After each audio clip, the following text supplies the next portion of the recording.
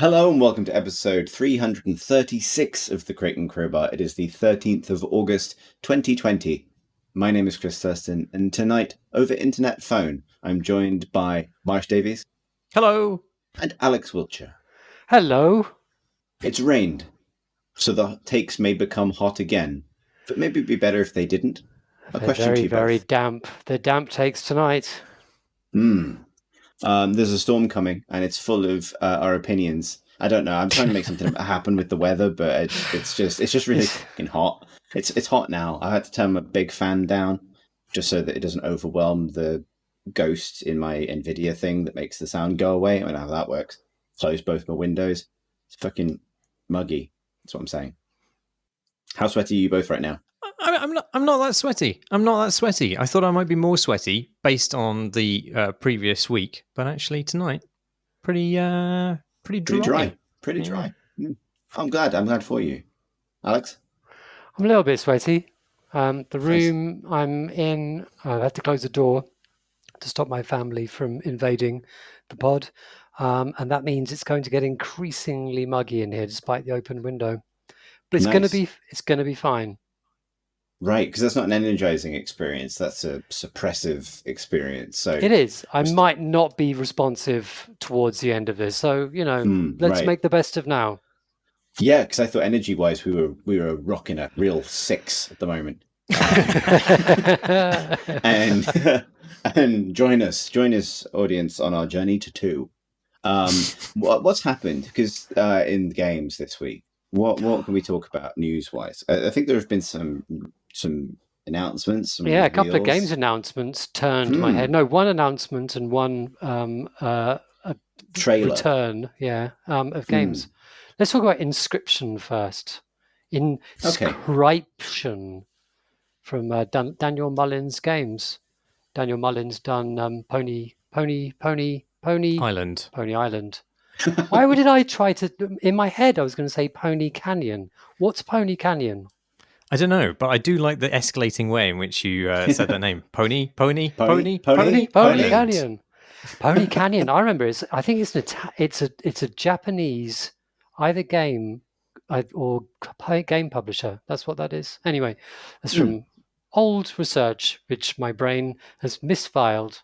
Anyway, Inscription. It looks really good. Pony Canyon, the game. What Daniel Mullins did last, except for the Pony Hex. Island. Pony Island. So he also worked on The Hex, which came out last year, maybe the year before. They both were games that played with the nature of games. So you start playing the games thinking, hey, I know what the kind of game this is.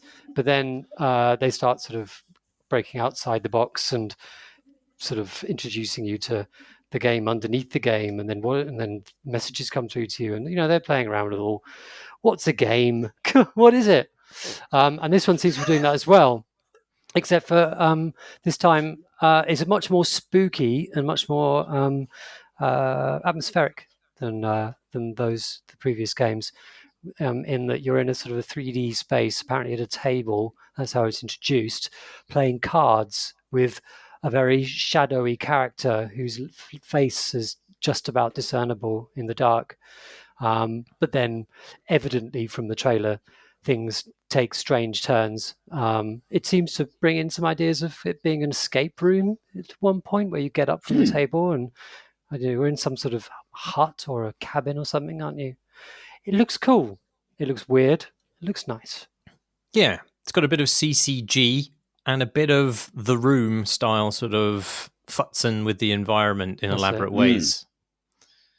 Is it a VR thing? I don't know. Didn't look like it. No. No, just because it occurred to me that I think that's VR's a good vehicle for that kind of thing. Yeah. But yeah, cool. Yeah, and that was good VR-ical. Varical.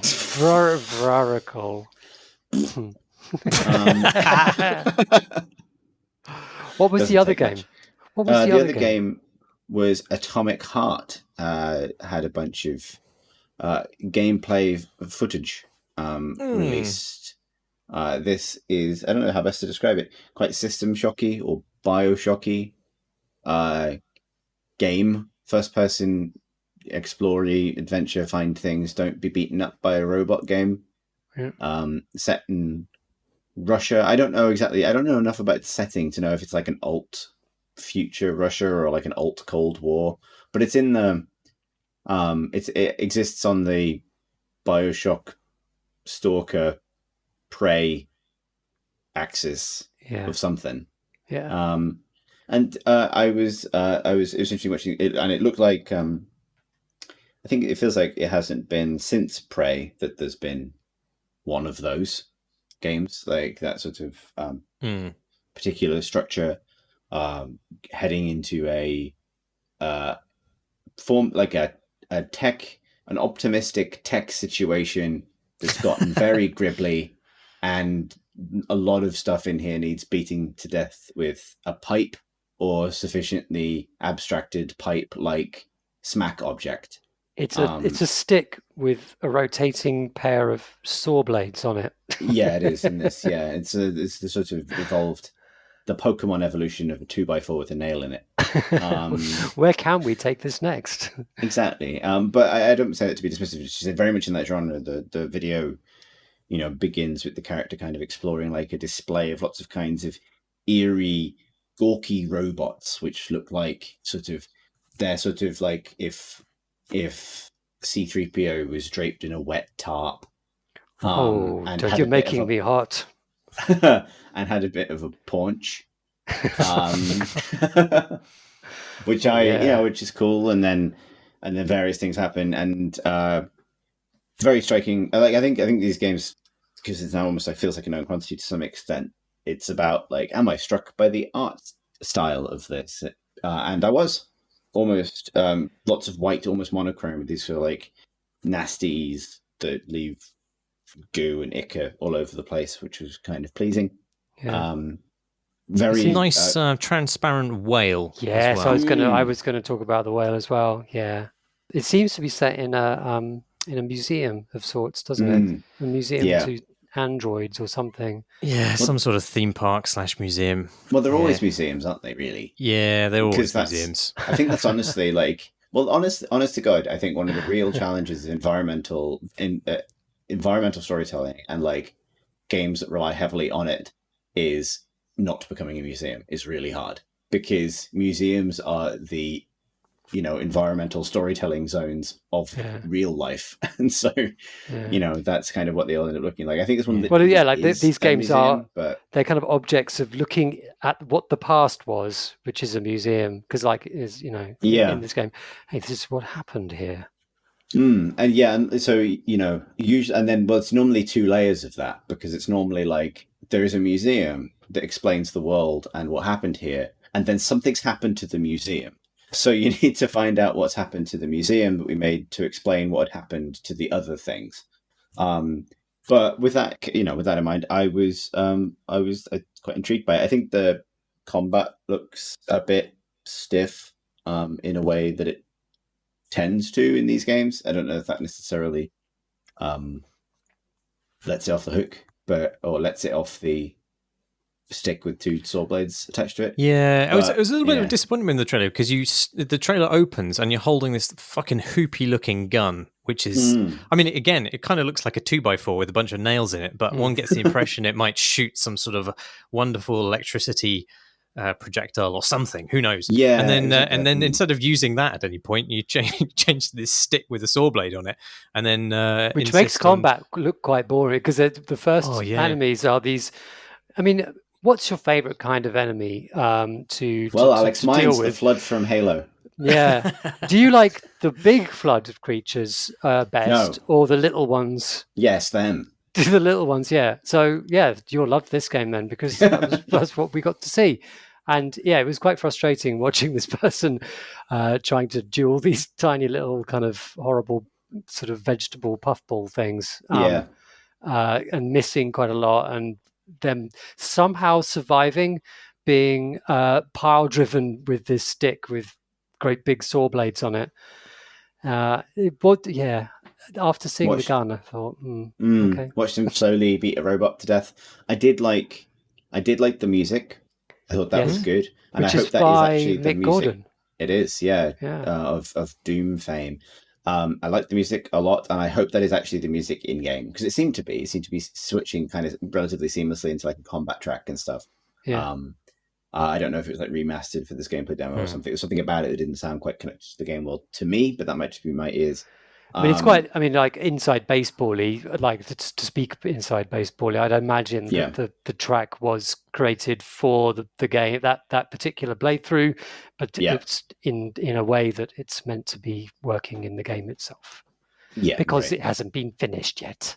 Yep, and you probably want to master it separately, but that was great, and I did really like the creature design and animation, particularly at the end where there is a kind of, I don't know what you want to call it, like a bad werewolf Spider-Man made of licorice. Yeah, that was a pretty good fight. Yeah, I think that they sort of end the demo by what looks like deliberately failing a QTE in order to be munched, and that was striking. I did very much like the design, quite reminiscent of the aliens from Prey in some extent, like a kind of a scary silhouette rather than a definable creature. But that's a pretty good way of doing cosmic horror type dribbles in a game where you have to be able to look at them, because it kind of expresses some of that indescribability, and you can tell it's indescribable because of the thing I just said like 30 seconds ago. Yeah, I quite like the voice performances in it as well. I mean, obviously, I don't get a full sense of what they're like because they are not in a language I speak, but they came across as being very characterful. You have a sort of grumpy interlocutor who sort of sighs and gives you kind of withering replies.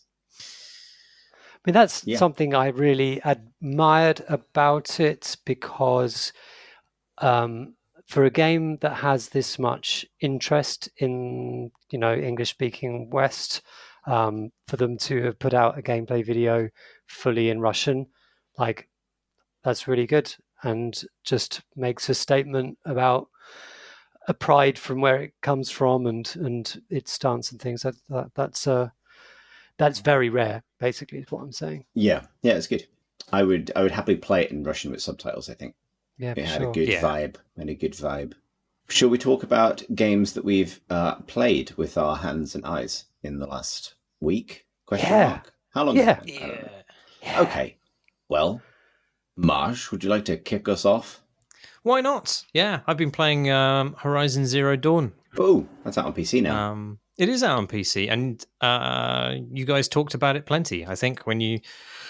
Tom went as far as to record a podcast about it because he wanted to talk about it that much. Yeah. Indeed, he did a whole lock-in 3 years ago, that was, apparently. Wow. I know. Wow, really? That's how time works. But I mean, just go back and listen to that. But do you agree with him, is the thing? Well, I don't. I don't really rehash a lot of the things he was talking about the larger game, but I would say that I wanted to talk about it because it's sort of apposite to play it after our conversation last week about tutorials, which was a question we had sent in, and specifically the example about tutorials that Tom brought up. He was quoting somebody else. I can't remember who that was, but it was sort of about how like extensive tutorialization can actually sort of tamp down the player's willingness to, or even their ability to like engage with a game. And the example he gave was that infamous video of I forget who it was, some fucking poor benighted video game journalist failing to make a jump in Cuphead. It was Takahashi. Yeah, that's right. Yes, that sounds right. But anyway, so like the thesis for excusing his behavior, which is fine. I don't mind him being failing at a game. Is that up until that point, the game had actually sort of really held the player's hand the whole way and like prompted every interaction, and it got him into such a state where the player wasn't then aware that they had to figure something out by themselves. And I think often in these situations, the player is not only kind of unprepared for that shift in challenge, but also it sort of becomes a point of resentment. Like even if I feel this in myself, even if I've been impatient for a game to sort of let me off the leash. But anyway, it's like this problem of like challenge shift is is just, I mean, it's writ so very large in Horizon Zero Dawn, where maybe like even the first 3, possibly approaching 4 hours are made up of very low ingenuity tasks, and it's all like stringently chaperoned with instructive prompts, and it's interspersed by a lot of cutscenes. It's feeding you all these little tidbits of tutorialized interaction one after the other, and the tutorial's fine. Like, it's not doing a bad job of explaining what you need to do. It's just that it's making such heavy weather of it over such a long period, and then it finally sort of, it puts you in a high octane situation rather than sort of just letting you off the leash completely. It sort of puts you in this boss battle where you need to combine all of this knowledge in a way in which the game has never really required before. Remind me of the situation. It's a major. It's just like the first sort of major boss battle against. I can't remember what the name of the enemy is, but it's a bad dino, isn't it? Is it a bad dino? Yes, it is a bad dino. Extra bad dino. Yeah, it's a really naughty one. It is a big one. Okay. Yeah, and it's cross. And it's the worst kind. And like, it's quite. I like the combat in Horizon Zero Dawn is quite technical. I think it's not. I went into it expecting to be this sort of frictionless action spectacle, and it's not at all, actually. I don't know that the combat's good, actually. I wouldn't say that, but it's definitely fussy. And you need to sort of like plan ahead, and you need to lay traps, and then you need to craft things on the fly, like craft extra ammunition on the fly, which is not a verb that makes any sense in the action context in which it's placed, but never mind. And at the same time, you've got to do all the normal sort of like spatial dexterity things that a boss battle demands, of avoiding this agile enemy while it's, while you're gunning at its weak spots. And yet, sort of like faced with this, even though I was desperate by this point, like clawing at the walls of the game to let me go and do my thing, my reaction was sort of like, oh, fuck off, go fuck yourself. And I completely recognize that this is a really irrational, totally unfair reaction to have about what is obviously a well-intentioned, well-crafted, and very expensive to make experience. But like, in my heart of hearts, fuck off. Fucking hell. And I don't know what I think it's partly the fact I've been forced to be inert for so long that I had this weird kind of negative reaction to it. But I also feel like it was partly it's sort of like it was presented as a test before I'd had a chance to exert my own agency. Like before I'd been able to play or experiment, it was just like, oh yeah, you got to do this thing now. And it's, I don't know. So it's interesting what you said, because from that reminder of how I felt about that early part of the game. It's interesting your description of what you felt the combat is, because I think that's definitely what you can make the combat, about making traps and getting prepared, and I totally agree that it's a very technical combat, system. But I'd also say that I spent 90% of my time playing the game, because it's a big game, and I did a lot of fighting the bad dinosaurs. Actually doing what I liked to do, which was pinpointing with specific weapons. Like there's a certain bow that I really liked, which was, quite very accurate, pinpointing their weak points, knowing exactly which elements to go for and that kind of thing. Basically, I learned my way into enjoying the combat system, but I remember the tutorial was at pains to stress about how you should be hiding away in some grass and watching their next move, and you need to craft this particular trap for this particular dinosaur, and like I never did any of that at all. Once I was into it, I was running right at them aggressively. Quite often they'd hit me back, and I'd be fucking on the run, like running, taking pot shots behind me, and trying to make something good out of the situation that I got myself into. But that was fun. I found it absolutely completely open.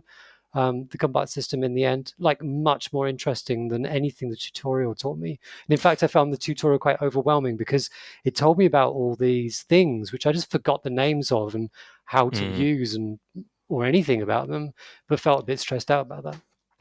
Yeah, no, I mean, what I'm saying, to be completely clear, is not a criticism of the game at large. Like, Sure, no, I didn't take I'm it sure that. it's fine. And like, when I say I don't know that the combat's good, I don't know that the combat's good because I haven't been able to have that experience where I've played enough of it and experimented enough with it to get kind of familiar with it. But I'm just saying that's that weird sort of shift between non-engagement and then suddenly high level of demand is produced a very weird and sort of like just petulant reaction in me. Yeah. And even as this was bubbling out of me, I knew how stupid it was. You know, the game is providing me with something fun, and I'm actually resisting that. It just doesn't make any sense. But I felt this feeling before, and like what it always makes me think of. Do you know that Orson Welles commercial where he's doing a commercial for like Paul Masson, the vintner, and he's like, the French, you know.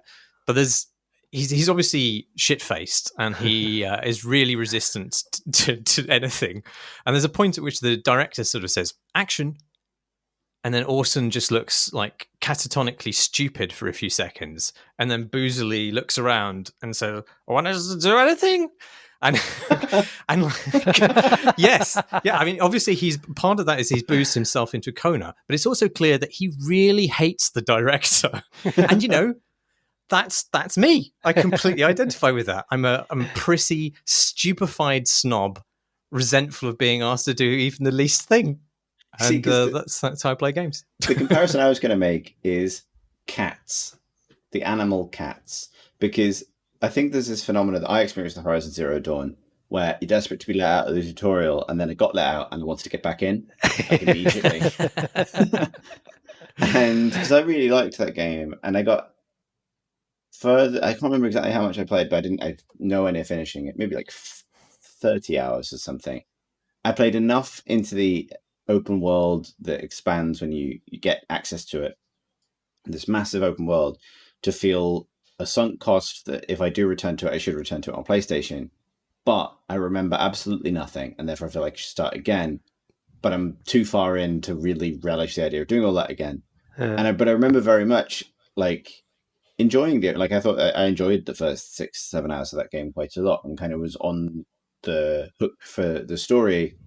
And I really just wanted to play it for the narrative, really, and to see the things, and really didn't want the optional things. But I think this is not a new hot take about Horizon by any stretch of the imagination, but I found myself very kind of overwhelmed by the scope of different things I could or should be doing, and little activities from gathering, to hunting smaller creatures and stuff that you feel like you kind of should do when you're told you have the opportunity to do them. That my response was to turn around and scratch at the door to be let back into a relatively linear experience. Like I would rather it continue to tutorialize me till the end of the game, honestly.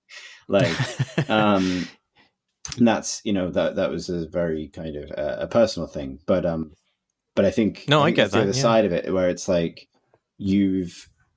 the format of your tutorial has taken the form of almost a different kind of game, to the extent that you have the dangerous possibility that someone might prefer that to the game you're actually making. It's and that's a tricky problem to solve when you're tutorializing an open world thing. But I almost wonder if in some cases, I suppose this would be the more arch design point, but it is fun to discover mechanics and systems by chance and by feel and by intuition. But that doesn't work if the systems are relatively arbitrary, because you won't discover them. And the experience Alex described sounds like it's one of the ones of actually kind of knowing the systems are there, not really wanting to memorize them, and just making your own fun with the set of interactions that you actually enjoy, which is fine. Well, yeah, like, I think I wouldn't have found all that stuff if I hadn't played it for, I don't know how many hours, like tens of hours. But what I'm saying, I guess the comparison for me is like, if you begin a Bethesda RPG or an Elder Scrolls game or something, it doesn't require you to learn how every single system in the game works before you're allowed to pick which one you want to experiment with. There isn't a sequence where it's like, this is magic. Here is, it'll do some small things for like, here's to sneak or whatever at the start, but you're kind of out of that within 20 minutes. And I think there's a tendency in Horizon and also in similar kind of UB format derived like open world games, which are very dense with often fairly arbitrary mechanics in terms of how you progress or what individual nodes on the map mean, that they need to teach you all that stuff because you probably couldn't intuit their purpose otherwise. And the example I would give is like, they'll give you tutorials like go and farm this particular kind of creature because it will give you an upgrade currency you use in this other part of the game. And that's not something the player is going to derive for themselves, probably. So you need to tell them, but telling them is exhausting, and so it's a bit of a double bind. And I think that's just genuinely the weakness of that kind of design for me. Like, I think Ubisoft have got much better at not top loading all of their stuff. Like, I mean, if you remember in Odyssey, the whole cultist assassination system unlocks 5-10 hours into the game, right? And okay, maybe that waits too long to deliver what is essentially the backbone of the game. But at the same time, I think it does a good job of splitting up its systems into sort of more manageable, tutorializable chunks. Whereas I feel like Horizon Zero Dawn asked me to learn literally everything about the game in the first few hours. And not even necessarily the right things, as you say, Alex. Like, I mean, a lot of the opening of the game is, stealth around these monsters, and then its first test of that is to put you in a boss arena where there is nowhere to hide. Yeah, right. I think that's just it's sort of interesting because these games are immersive worlds, but they're not Sims at all, and I think that's where I think that's where the disconnect comes from and where the need to tutorialize comes from, because you can't simply apply your intuition to a situation because you really don't know what the rules are. I get the sense with Horizon Zero Horizon Dawn. That's it, isn't it? God almighty, the name. The French.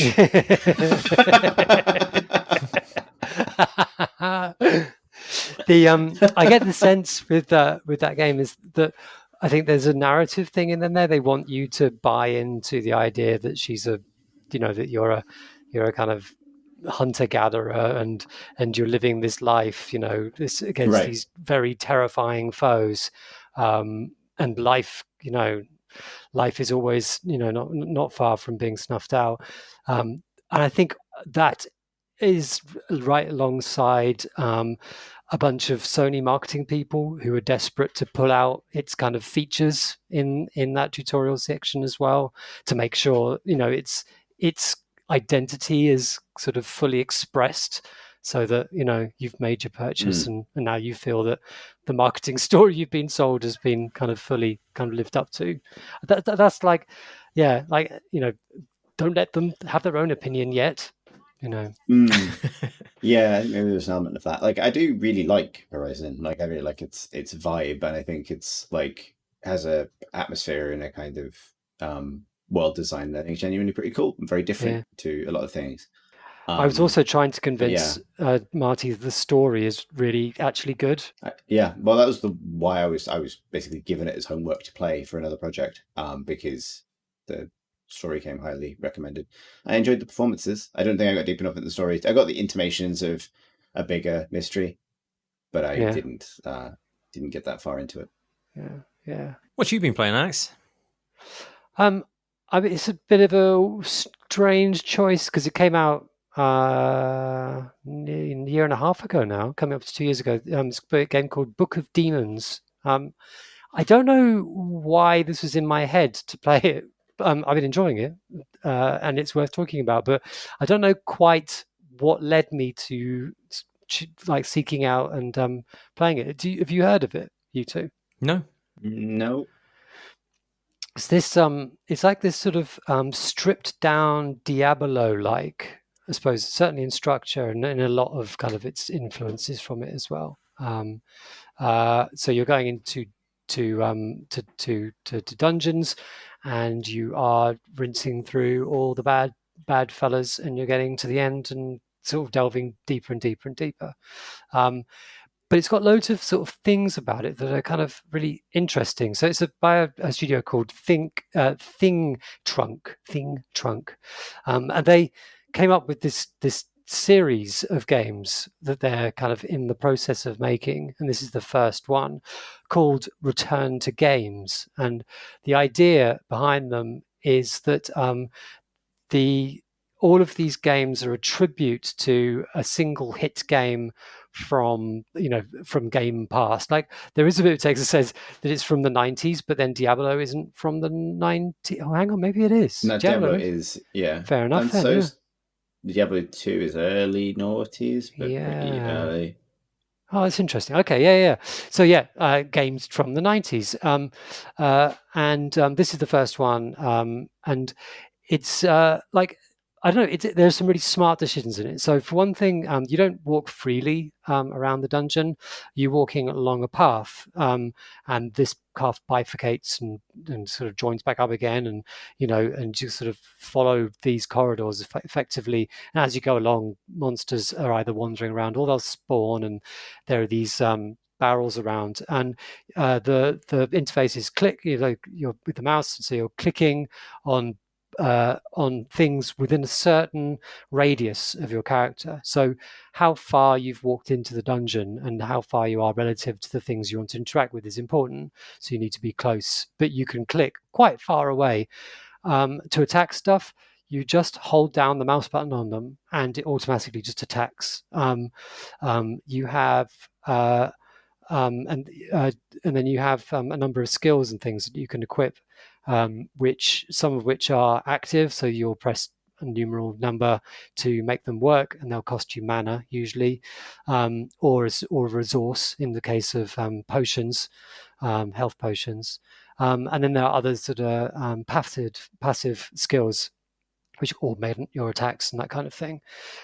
So it's a sort of sit back kind of game in which you're just sort of exploring the dungeons, and you've got a little tracker towards the top of the screen that tells you that there are like 3 chests and 2 bosses in this area. And once you've done that, the route opens for you to go down a level.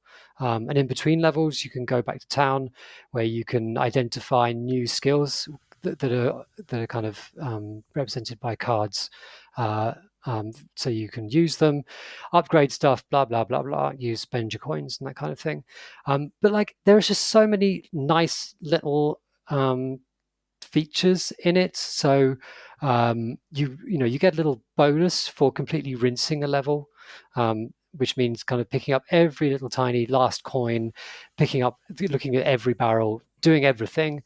And then when you do that, and before you do that and you've basically cleared out the level, you get these little twinkly lights like in the direction of where you need to walk to backtrack to go get them. So it's sort of like, here, I'll go back and get them. And when you've got them all, the symbol for where the stairs down to the next level lights up, in whichever direction it is relative to where you are. You click it and you immediately go down. So like little sort of rewarding sort of shortcuts to things so you don't have to do more backtracking than you have to. And it's really deep as well. Like there are 3 classes, like rogue, warrior, and mage. You get to upgrade your cards, and there are magical versions of cards, alternate versions. Basically, you can only equip one of each type of card, but I've got several cards now where I've got multiple versions of it. I've got to pick the one I like. So you just pick, it's always good at kind of comparing what you've already got. And, the skills that you could equip are all sort of nicely complementary. So there are these sort of ice creatures whose health requires you breaking ice on their little heart sign. They take more hits basically. But I've got a flaming sword, and that deals with that situation. But then they explode with this sort of icy blast, and if you're within its radius, you'll be slowed for a little bit. But then I found like this skill that allowed me to get around that. So you're just constantly tinkering and equipping, and it's like low stress. You can pick the length of the dungeon sort of sequence you want to go through. So you can, and it even gives you an estimate of how long it'll take. So a short one will be like 10 minutes. A long one will be 45 minutes. And like, you get, it just feels so much, hey, come and sit down. You can just click on stuff and you can choose for how long. And anytime you like, you can go back to town and just chill out a bit more. And that just feels like a really sort of like an interesting take on what Diablo was, which is Diablo was fucking hardcore. Like I played it at the time. I played Diablo 2 fairly recently. Christ, it's hard. Like it's punishing. Like I was constantly dying, having to backtrack to my corpse, which was surrounded by stuff that was far too hard for me to kill. Like, yeah, it's sort of a lot of it has very much its own style. And yeah, the visual style is really nice as well. It's presented as papercraft and everything's these sort of stick up little models that sort of bobble along and that kind of thing. It's really simple. Like they've put the investment in this game all in the right places, like the interface, just the flow of things, the sort of little aids that sort of make things, well, flow for yourself really.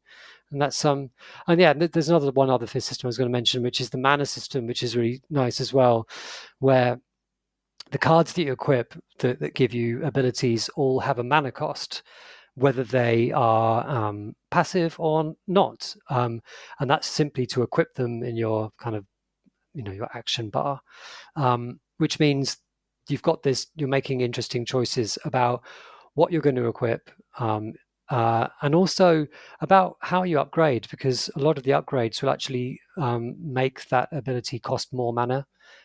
Simply to equip it. Like you've got your mana sitting over to the right hand side of the screen, and that will fill up green with all the stuff that just paying for the cost. And then you'll want a bit of mana on top of that to be what you actually spend to fire off, the odd spell that you might use and that sort of thing. Or you don't equip any of that stuff and just go all spells. It's quite, it's interesting choices. Yeah, it's a nice little game. And I saw that they're like due later this year is their next game in the series, which is called Hurled, which is basically, this isn't a 90s game. It's like Slay the Spire, so it's a sort of card game. But the monsters that you're attacking, and it looks like it's set in the same sort of dungeon environment world as Book of Demons. I think the idea of this game is that where the monsters are standing relative to your character in the middle of the screen is important, and lots of the cards will do damage or move stuff, so it's not within range of you and that kind of thing. So that's a nice, that looks promising. And then the next one, which apparently they've got planned, is called Book of Aliens, due next year, and it looks like an XCOM like game, again with the same style, but now obviously set in sort of future land. But yeah. So do you mean it's turn-based, the Book of Aliens? Maybe.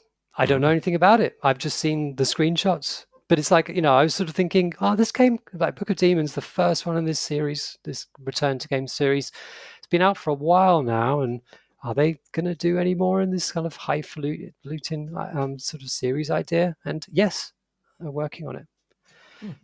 It sounds very therapeutic. Yeah, It's very relaxing. And it does hold you as well. It's a game where you kind of, I'll just try out that new ability I got, or I'll just do one more. There is another one I was going to say, another little kind of design detail.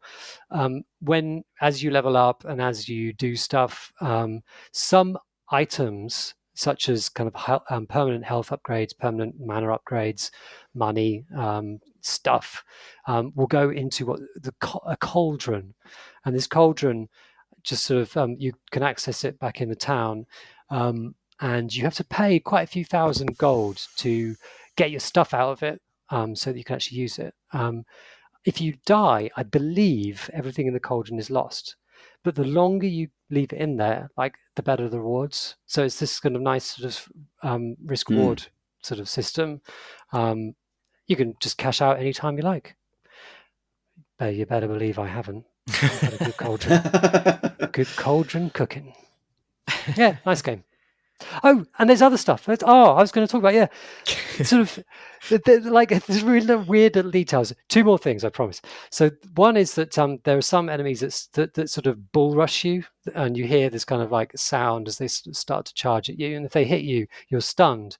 And when you're stunned, the screen completely blurs out, and you get these stars appearing on the screen, and they kind of swirl around in a sort of circle, and you have to mouse over the stars, and then you return like to consciousness, and you're able to do stuff.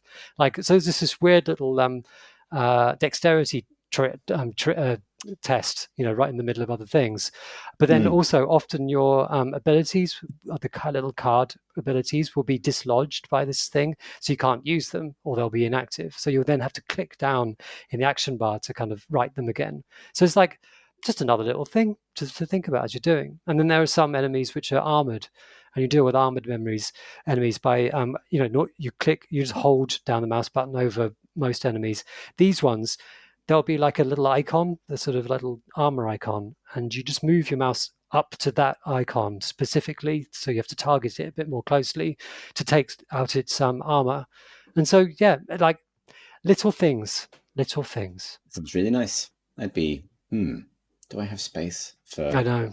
Is it co-opable? No, I don't believe so. No, it's not.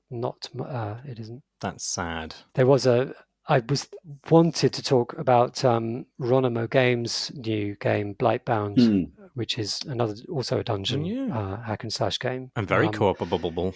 Very co-opable. And I've played one game and it totally bugged out. It's in very early access. So I kind of totally sort of forgive its problems, but not really ready to talk about it. But yeah, it's really, I will return to it and talk about it properly. But from what I played, the co-op design in it is really interesting, like really good. Like it really makes you play together. I played with strangers and we had to coalesce to work together because the complementary skills of the classes were so required each other to work together really nicely. But that's for another week. Did you know that Ronimo is the first developers I ever visited? No way. Yeah, for Edge, you sent me.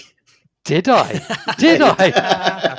Because I was going to say, I knew them quite well. Yeah. What was it to see? Was that Awesome Noughts? Early days. Awesome Noughts. Which is interesting because that was their 2D MOBA, and I wasn't even a MOBA player at the time. I was that much of a baby child. This is almost 10 years ago, which is kind of crazy to think back on. I've got two enduring memories of that. Maybe actually it is quite memorable to me. I had some good chips in Utrecht. The studio was nice. It's this like game design place in Utrecht where lots of different companies went. I think Vlambeer were there for a while as well. And I went to the loo, and all the way downstairs, like a big shared loo that was shared by multiple studios. And a man was having a wee with the cubicle door open, and his entire bum was out. Wow. And then it rained a lot, and all the planes from Schiphol were cancelled, and my plane, which was supposed to land in Southampton, landed in Bournemouth instead. And that's my Ronimo story. Saw a bum, ended in Bournemouth. Exactly. It's the ideal press trip in many ways. Indeed, yeah. Yeah. That was maybe the weirdest flight mishap I've had as a journalist. The other was when I went to see Crytek and I fell asleep on the plane coming back from Frankfurt, and then the plane did a lap and came back to Frankfurt, and I was on it, and I woke up and I didn't understand why I was still in Germany, but I was. I haven't heard this story before. No. What the hell?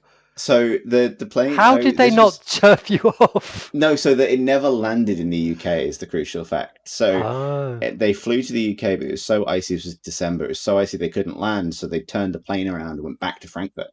I don't know how far they must have gotten. I literally fell asleep while we were on the tarmac taking off in Frankfurt and woke up the jolt of landing in Frankfurt. And... we were on deadline. I was seeing Warface, and we were like in crisis mode on deadline for PC Gamer at the time, and I had to phone Graham or email Graham from the outside the airport in Frankfurt to be like, "Hi, I'm still in Frankfurt." When did you twig that you were still in Frankfurt? I think it was. There was a moment where it was really clearly not Heathrow, and it was all the German signs. So you actually managed to get off the plane before realizing you weren't in the country. Can't wait to be home. No, I think it was looking at the window of the plane, Right. pulling in, and there's a lot of signage that's like, well, this is very Frankfurty for London. So I don't mean to segue hard into like my weirdest press trip flight mistakes, but there we go. That's apparently some stories I chose to tell. Good story. Thanks. What have you been playing, Chris? Well, I've beaten several games. I've been very much in comfort gaming space as well, to such an extent, and I won't go on about it because no one wants that. But I just started replaying Dark Souls initially as a co-op exercise, and then just as actually I find this very comforting. And that's not an experience that I actually had. I appreciate this is going to be very familiar to people, so I won't say much more about it than this. But I just booted the game up, made a character, and apparently that game is like riding a bike. Not in the prepare to die sense. I mean, in the you don't forget sense. And and it all just sort of came back. And it was amazing. Like in about the space of about an hour, I'd gotten past the gargoyles and rang the first bell, and it was like merrily on the way to the depths. Not really dying, just beating boss after boss because it's so sunk into my brain. The start of that game, particularly, that it was just very, very comforting. And I appreciate, like, I was never the person who runs that game over and over and over again. So I appreciate this experience is very familiar. But it was notable to me that had gone from being the low hanging flute that you toot when you want to talk about games being hard, and that it has just matured into this very comforting place to go explore with very comforting rhythms and repetitions and patterns that are very predictable and that just feel nice to stab a skeleton in the back. The things I've been playing, so we have friend of pod Paul Canavan and I have now beaten Call of Duty Warzone because we finally won a doubles game after 6 months. So what is doubles? How does that work? It's duos, so it's just teams of two, basically. Just with the with 104 billion people, whatever. Yeah, so it's like 80 teams of two, basically. Yeah. That felt amazing. I was happy to do that, and I've also beaten the hot new battle royale on the scene, which is the game I should really talk about. Fall Guys. I've managed to beat that as well. You beat all the children. Yeah, I did. I got a crown by taking while dressed head to toe as a big pigeon, and it was extreme. I made a very loud noise. You know, my skylights have been wide open due to this heat wave, and my office is in the roof, and it overlooks like my house is on a hill. Lots of things on, a lot of other things. But the net effect of this is I honked yes in such a way that it would have echoed across the entire city of Bath. I'm not surprised. I mean, your house is probably like maybe 3 miles from mine, like over the valley. But honestly, if I can't yell across a valley, then I think at least some of my ancestors are probably like very ashamed. So that was good. So Fall Guys is obviously like, it's interesting because it's the thing right now, and it's been this massive success to such an extent that I don't know if I need to really introduce it. It is Takeshi's Castle Lore. It's a knockout as a battle royale game, a kind of hybrid of with very strong Mario Party DNA, where 60 wibbly little bean men rush through a series of obstacle course style challenges and kind of like weird team, gladiators knockout challenges, with one little bean man emerging at the end as a winner, battle royale style. It was announced, I think, last year at one of the conferences, I think, and then bubbled away. I was looking forward to it, and then it came out, and it's, I think they said that within a couple of days it had sold something like 2 million copies on Steam alone, and it's also free this month on PlayStation. So its player base is absolutely enormous, and it's obviously done the thing that a game does every now and then, where it just really ignites something and takes off hugely. And it is really fun. Like, I find myself, when I talk about it, because it's such a simple thing to express, drifting towards wanting to talk more about the marketing in the game, because in some ways, well, to talk about it as a game, what's remarkable about it, I think, is it's a real clarity of vision. And I think it's almost most interesting, maybe from a game developer point of view, in terms of like, how the hell do you repeat success like that? Or how do you predict success like that? What it starts with, and I think in a very strong sense, is it's a really clear pitch for a game.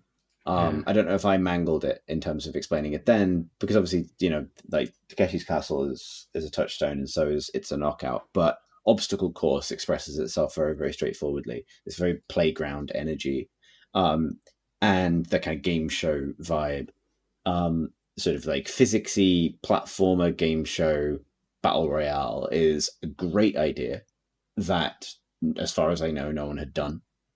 And it's one of those great bits of game design where I think as soon as that idea, I would be surprised if it feels to me like a situation where someone has one great idea to bring a couple of different things together. And then I'm not saying the rest of the game designs itself, but the design just sort of spills out after that. There aren't probably too many like agonizing conversations about game pillars or ideal experiences or like whatever the North Star experience is that everything needs to aim towards. It's just all there. Like the identity of the game is very, very, very strong, and that lends itself to the game itself, which expresses itself really well and delivers that thing. That thing is like, it's really nicely presented. But the great thing about it is the core of what they're trying to do is not that. It's not that it's not ambitious, but like a platformer with some physics, with lots of players and an elimination system isn't a ton of different things to implement. And that means all the extra time can be put into presentation. So it's really nicely animated, feels nice, particularly with the pad. There's tons of cosmetics. The characters are really well designed to express the things they need to express. And clearly a ton of time has been put into making sure that if you fall over, you get back within a reasonable span. And otherwise it's just content to be what it is. And I think that's really interesting because what it is, as particularly as the heir to Mario Party, which I think is one of its most important influences, is like nail-bitingly frustrating and very funny and a lot of fun all at the same time. Like it's deeply, howlingly unfair in the way that it plays out, because you can just get completely screwed over by people running next to you, by chance, by your teammates and the team modes. It's so easy to just be out, and there's nothing you can do about it in some cases. And I have seen people get angry on Twitter, like, at the official account or just on their own. This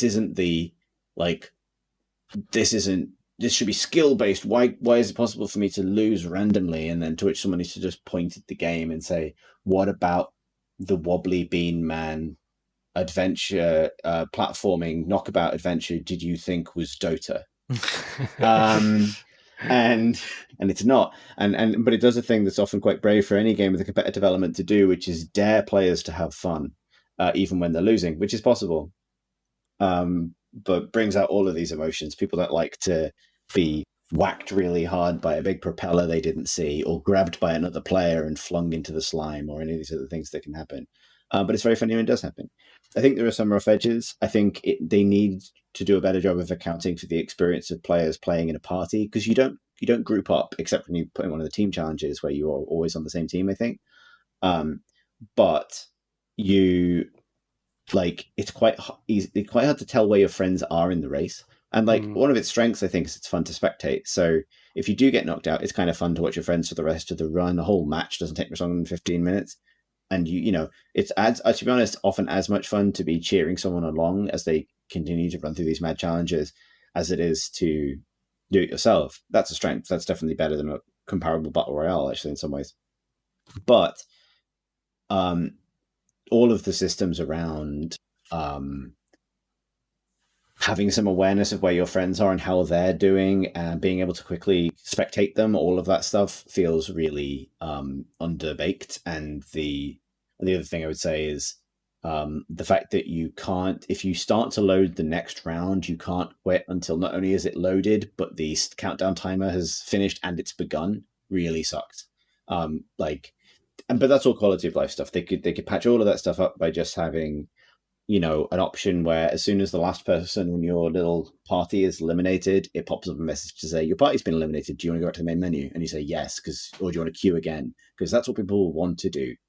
I don't think anyone in the history of Battle Royale has gone like, you know what I'm going to do? I'm going to watch the rest of this match. But anyway, those are my sort of thoughts about the game itself, because there really isn't that much to say. It's really funny. It's fun. I will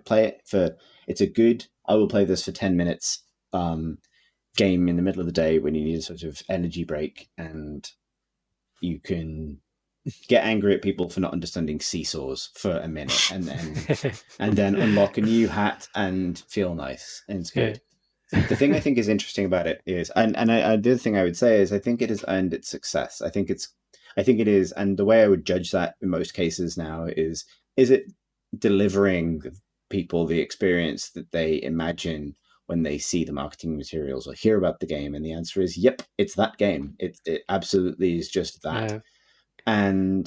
But I also think that's really the key to its success, is it exists in the same territory as a lot of physics games do, with things like Goat Simulator and other kinds of like mishap games, which is almost a genre, like was it Surgeon Simulator? Right. That, there's that whole span of games that are sort of physics toys and sell themselves, the GIF well, typically, and that are great fodder for reaction videos and things like that. And there's some combinatorial kind of recipe going on there, where not only is the game, a GIF of the game is enough to sell you on the action of the game, which is great from just getting people to understand what it is you're making, but also they're very ripe playgrounds for people to make their own content out of, which is honestly the trick. And I think my hot take on all of this, and this is possibly only interesting for anyone who is interested in games marketing, is I think it's very easy to attribute the success of Fall Guys to its Twitter presence.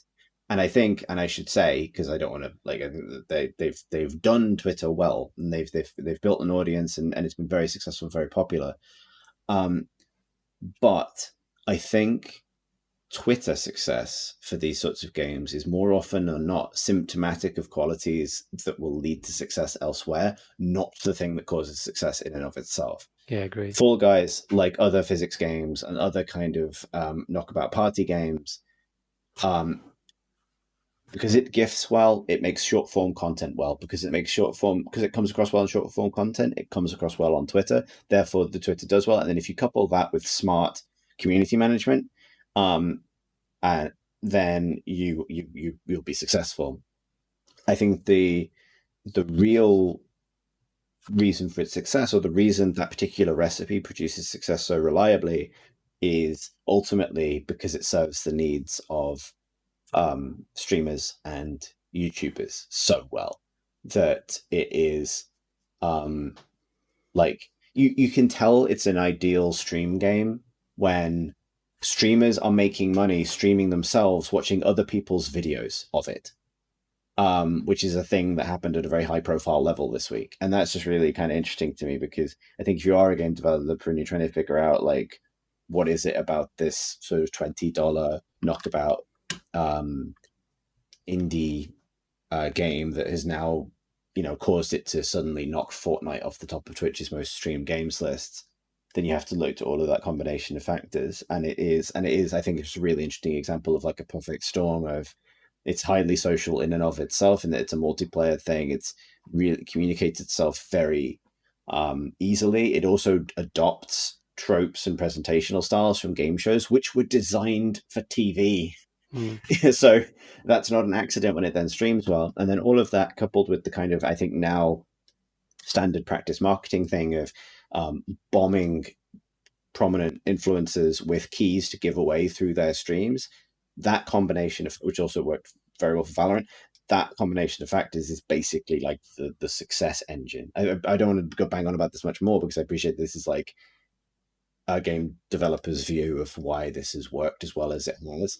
But I do think it's an interesting success case, particularly because I don't think I don't think it necessarily comes across as cynical at all in having achieved success in that way.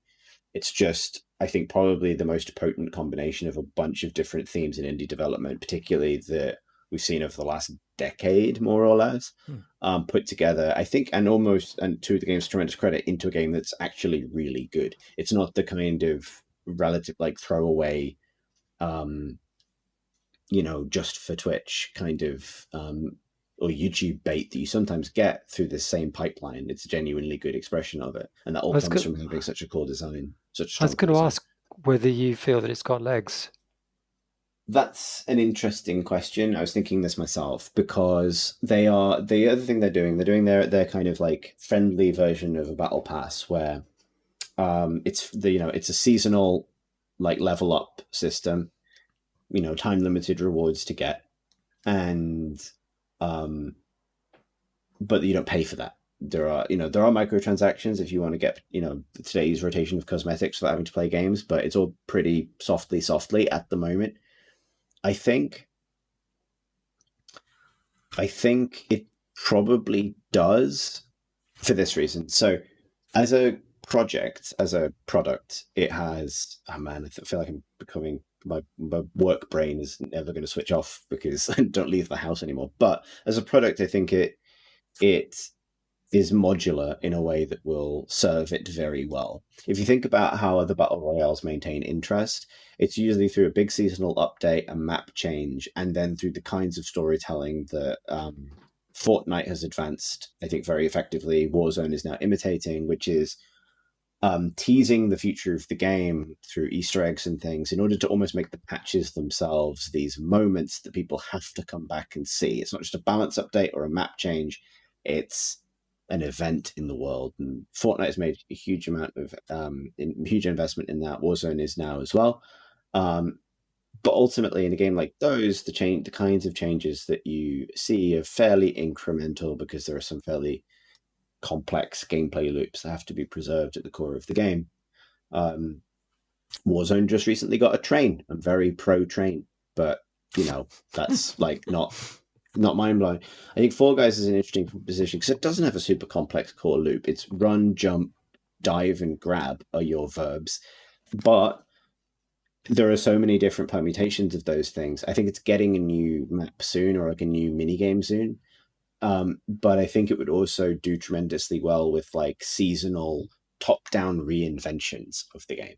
Like, I think people will definitely burn out on the current set of challenge levels, but I feel like if they're smart, and they clearly are smart, then there's such an opportunity there to like rotate out that entire set and reinvent the game as like something that feels completely different, at which point all 2 million people of those people are coming back. So I hope they keep investing in servers to see the new one, and then I don't know, do a weekend where you bring back a bunch of the old modes, and people who either missed them are excited to get to try them, or people who miss them get to feel nostalgic about it. Like it's quite a potent engine for that.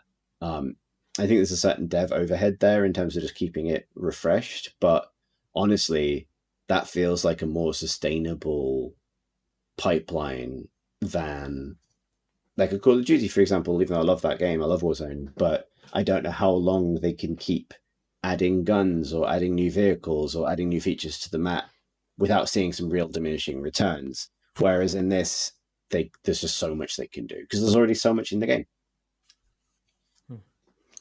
That's a really interesting analysis. I haven't followed the game at all, haven't downloaded it, haven't really, obviously haven't seen anything of it on Twitch or all the things you mentioned about how it's built essentially around that sort of TV format. So, at first blush, it's not actually a premise that you would guarantee any kind of success to, like a $20 game which requires a large player base to be valid.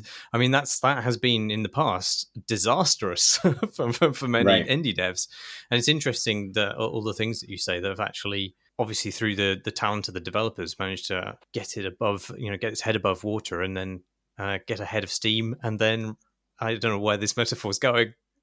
But, keep on rolling, I guess. The train just bursts out of the ocean and just rolls off down the shore.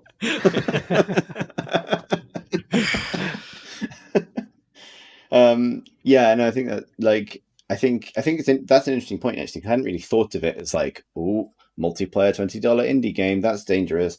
I think in that case, the other great lesson of it is like, if you're going to do that, make it as accessible as possible, because like this is a game that you can play if you can wibble a character around with the left analog stick and press A, right? Like, and then obviously there's a bit more to it if you want to get used to it, but not a lot more. Like, at no point apparently so you can jump and dive. You can press A to jump and then X to like dive forwards, which can get you a bit of extra speed, and you can grab things. That's it. And I suspect at some point there will have been a conversation like, do we want to add some slightly more finesse movement mechanics to this? And whoever said no made exactly the right decision, because there's nothing to... You learn the levels, you don't learn the core game. And that's also a really crucial distinction. It offsets a lot of the learning curve onto the levels themselves. And I think players are more likely... Speaking of tutorialization, there's no tutorialization is necessary. Apart from run and jump, you're fine. Everything else is learned through play, and play is fun. So people will be happy to do that. And also, if their failings come because something kind of random or silly in the level batted them off the side of the level and they fell in the goo and they got eliminated, that's probably funny the first time it happens. And they're probably going to like that happened, and now they've learned about it, and they're probably going to offset the loss onto the level rather than feeling like the game didn't explain something crucial to them. And so it just becomes a very positive experience. Whereas I think in a lot of, indie multiplayer games, it will be someone's desire to, and I've been this person, to, I don't know, I'm going to build a fighting game system that's unique because I have this idea and I really desperately want to make it happen, and I'm going to need to explain it to someone else at some point, but I'm going to make it first. And that's where you end up with people who maybe give it a go but don't stick around, and your player base ends up with just the people who are willing to stick around, and that's diminishing group, etc., etc., etc., etc. It also doesn't have any lore, and that's a huge strength. But yeah, Fall Guys, it's definitely a thing, and I do think it will stick around. I think managed well, it will stick around for a fair while. I think I think it's I don't think it has the competitive chops of a Rocket League, but it feels like the Rocket League of this summer. I'll put it that way. Yeah. I think the timing is quite interesting.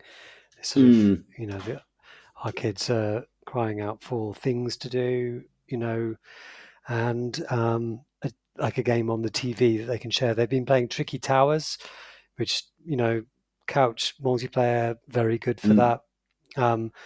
This came along and it, they played it, passing the pad between them and arguing a huge amount, for about 3 hours very happily.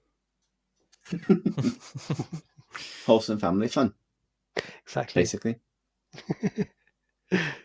Marsh, have you been playing a different thing? I have. What's your sweat level? Sweat update for me. I probably need a towel. I'm all right. Okay. I've got a big fan pointing directly in my face. Are you okay for me to witter on about another game? We want that. You sure? I'm just gonna my top's just gonna ride up. Hope that's not too much of an update. I'm wearing like a crop top now. This might be the sexiest podcast we've ever done. So the other game I've been playing is There Is No Game: Wrong Dimension, which I think you may remember. There was a Jam game called There Is No Game some years ago. It is a considerably upscale remake of that Jam game. And the premise of the Jam game is essentially that you dismantle the fourth wall of a game that doesn't want you to play it. And it's I mean, mechanically, it's a point-and-click game ultimately, but initially it's very creative in the way that it asks you to sort of use lateral thinking to essentially vandalize the UI of a game. But in this remake, it goes on to spoof specific genres, including literally a point-and-click adventure game of yore, and I think that's a bit of a mistake because it becomes exactly a point-and-click adventure game of yore, albeit with like a meta layer. So I mean, obviously, you still need to combine sort of arbitrary objects as you would in any other point-and-click game, but they're not actually now constrained to one diegetic plane of the game. So it's not just within the fiction of the game. It could be something you're combining in the UI or in some fourth wall breaking abstraction within which the game is operating, like a TV set. I think the game is at its best right at the start when it's in this sort of first flush of dismantlement, because it's really surprising. And you're using your ingenuity to sort of like look at the features of this game and its UI and exploit them in novel ways, which are sort of the antithesis of the way that you would normally use them. And it's and in that way, like, it's comic, you know, it's always you're surprising. You click on things that you don't know that they're going to work together, and suddenly something external to the game suddenly becomes interactive, and you can pull it apart, and that's really fun and amusing. But as soon as it becomes this parody of point and click, and you're point and clicking on things in the manner of point and click, you've sort of unveiled what the entire game is, and there's nothing about it that's then surprising or delighting, because it's operating in exactly the way you would expect. And when it's spoofing genres which are sort of orthogonal to the way that you actually interact with the game, it's much more successful. But the thing I wanted to talk about really is sort of my slight disappointment with the writing in it, and it's not that the game itself is actually that bad. I just wanted to use it sort of like a jumping off point to talk about comic writing in games with you guys. I think you'd probably have an interesting perspective on this. But I initially like the game's mechanically amusing in the way I've described, but there's a sort of narrator who is playing the role of the game, trying to stop you playing it. And the actual narrator's interjections by themselves aren't like high comedy. The writing in it is very, very broad, and it's also incredibly talky. So you'll actually find yourself locked out of interaction while the narrator converses with you or other characters. And actually, I found some of the insistence of it quite grating, and I almost preferred it to be like a largely voiceless, non-comic game. Non-overtly comic game about surprising interactions, like who's the guy who does Windowsill? Vector Park, is that the guy? Great games. They're all about sort of like twiddling little bits and doing things with knobs and stuff. A bit like The Room, but less without a horror vibe. And they're kind of, again, they're just, the interactions are delightful and funny because they're unexpected. But the writing, so I think a lot of bad comedy writing, and I think this is really, really true in video games, where I feel as an industry we don't actually have that many. We haven't imported many good writers who are good writers outside of video games, and instead we've sort of hired a lot of people who are professionalized fans of video games who just are really enthusiastic to be involved in the shaping of those fictions through no fault of their own. But I think a lot of that means that there's a confusion between what is a shtick and what is a joke, and like a lot of the writing doesn't understand how to construct a joke in a technical sense to deliver something which is surprising or confounding or upsets the initial expectations. And like, I don't want to sound prescriptive about it because there's lots of different kinds of humor, but I think a lot of humor comes from sort of a punchline inverting something that has been previously understood, or I don't know. I feel like a lot of would-be comedy writers just replace that with a sort of with an elongated setup, like an absurd situation. That's the shtick, and it just sort of compounds. Like, I mean, catchphrase comedy is actually the sort of like the level 90 boss monster version of this.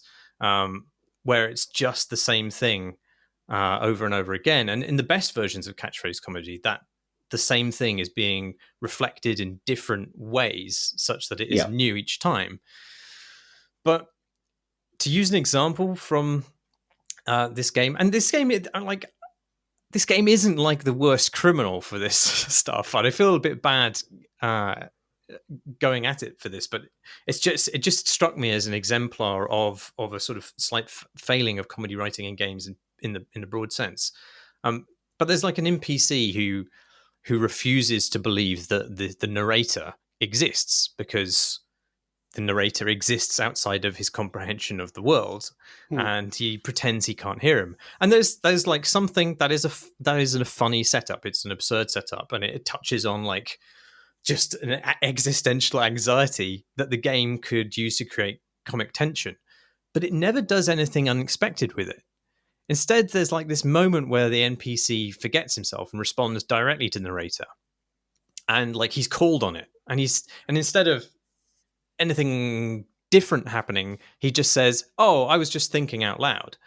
And it's sort of like that's almost a joke, because there is a moment of tension there. And maybe the fact that he doubles down with an unconvincing claim is in some way low level funny, but it's really just an extension of the shtick. Like that's the character shtick. He doesn't believe in the narrator, and it's just a repetition of it without subversion, without change. And I don't know. Maybe I thought about this too much. No, that makes a lot. Like, I think I sort of know the sort of thing you mean. I think comedy writing is hard, and I think I have a lot of thoughts about this sort of kind of writing dilemma as well, and I don't know how much of it I can unpack. But to the point of comedy specifically, I think that you end up in an awkward middle ground. I think dialogue-heavy comedy doesn't have to exclusively about this, but often centers around characters or your sense of characters. And that can be, there is a style, catchphrase comedy where, characters are sort of very reliable sort of tropes that bounce off each other in familiar and funny ways. But I think that's comedy with a fairly low ceiling. And there's a reason that it's out of fashion, I would say, particularly in something like sitcom writing. In favor of comedy that emerges from characters directly, where the characters are the ones being funny, not the script that forces them to act in a certain way, where your amusement comes from the articulation of relationships or something. I think often the best comedy that is really profoundly relatable about these characters and the situations that they're in, rather than being sort of, the comedy comes from the humanity of the situation rather than the genre trappings of comedy itself. I don't know what you'd put in that bracket.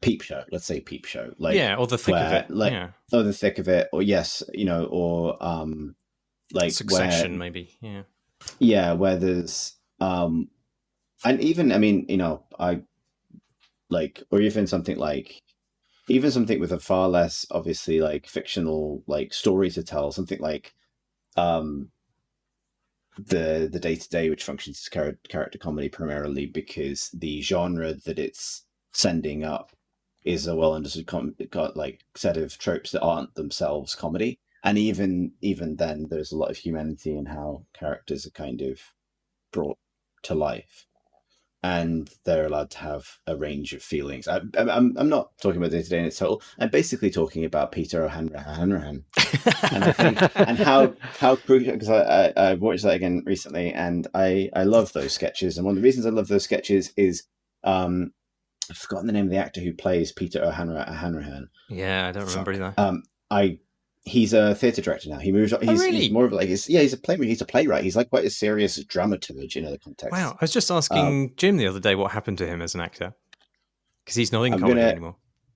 Patrick Marber is his name, and he's a well-regarded dramatist basically, and a comedian. But there's dramatist, comedian, and an artist of spiders. Amazing. Exactly, and that I think is like absolutely central. So here's the thing: the reason that those absurd little sketches are so good is because for Peter O'Hanrahan, the bad journalist, they are also profoundly upsetting, and that's why it's funny, because it has a bit of the sting of because that whole setup is just a fairly verbatim presentation of a boy who hasn't done his homework being called up on it by a head teacher with a very particular attitude.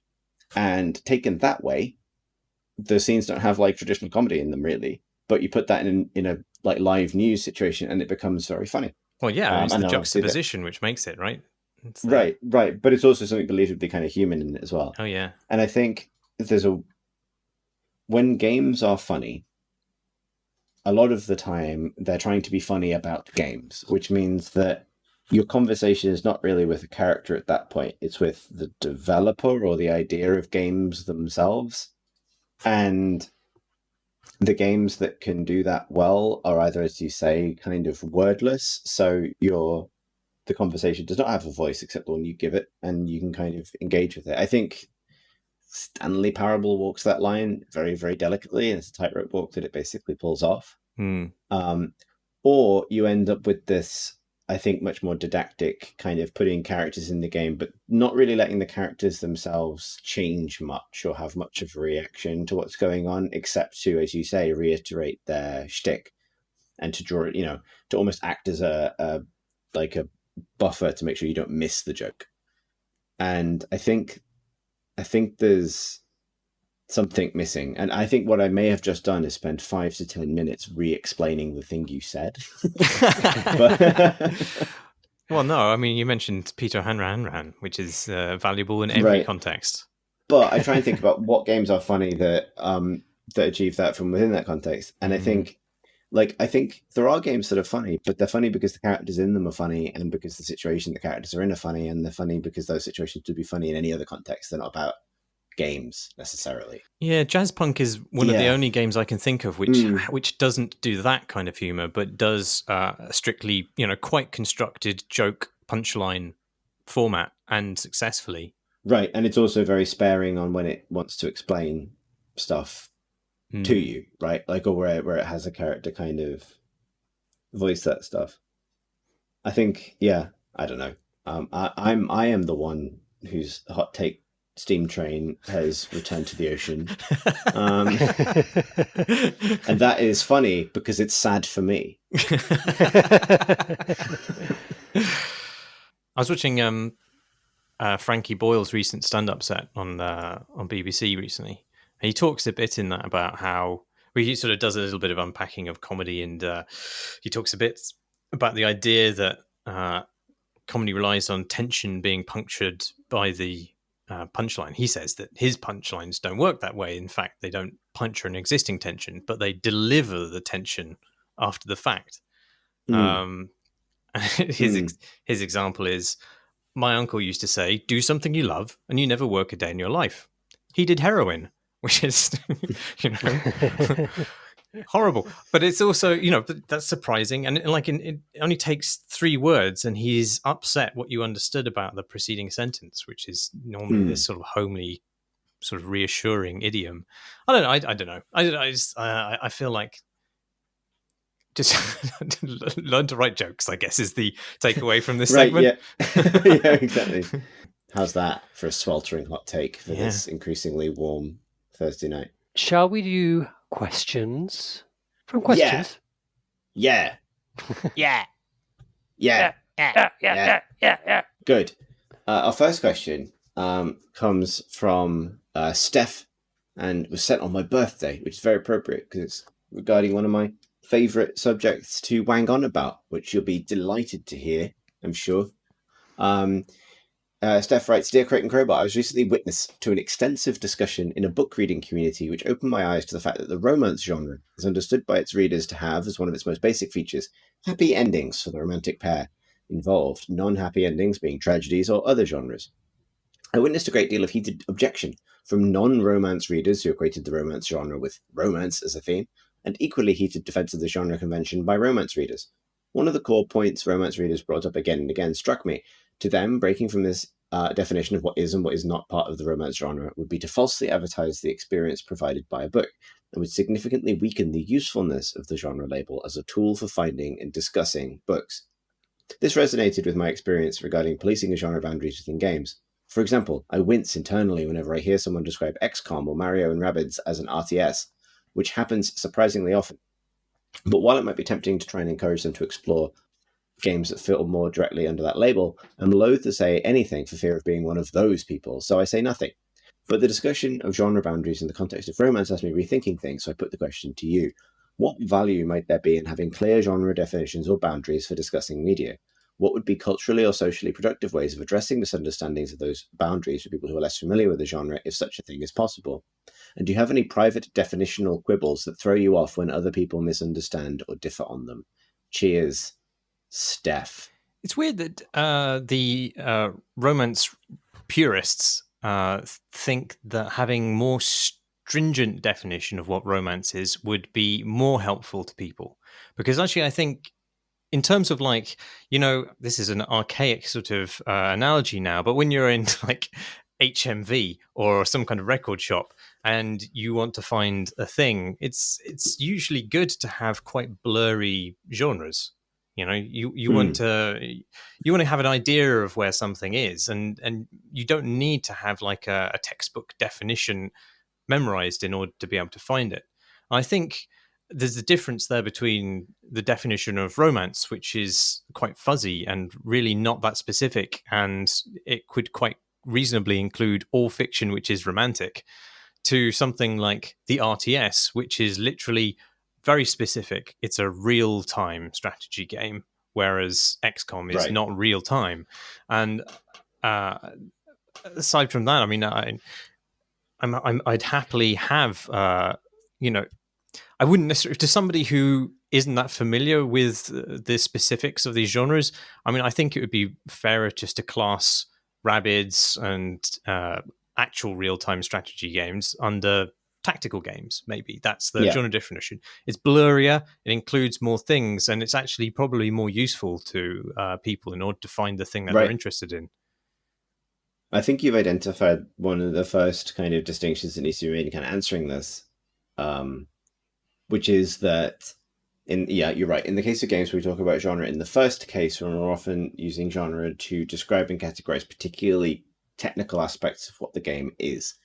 In very much so when you talk about the kind of traditional genre spread of like first-person shooter, third-person shooter, RTS, turn-based strategy, etc.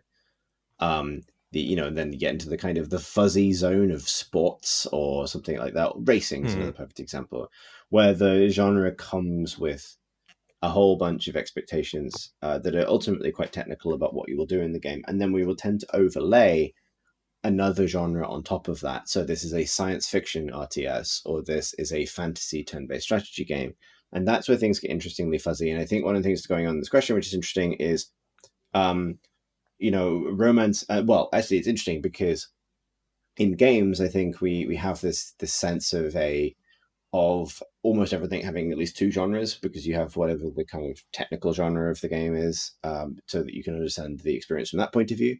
And overlaid on top of that is whatever the kind of aesthetic genre of the game is, and that overlays a different set of expectations. And that is where there is far more crossover with other kinds of media.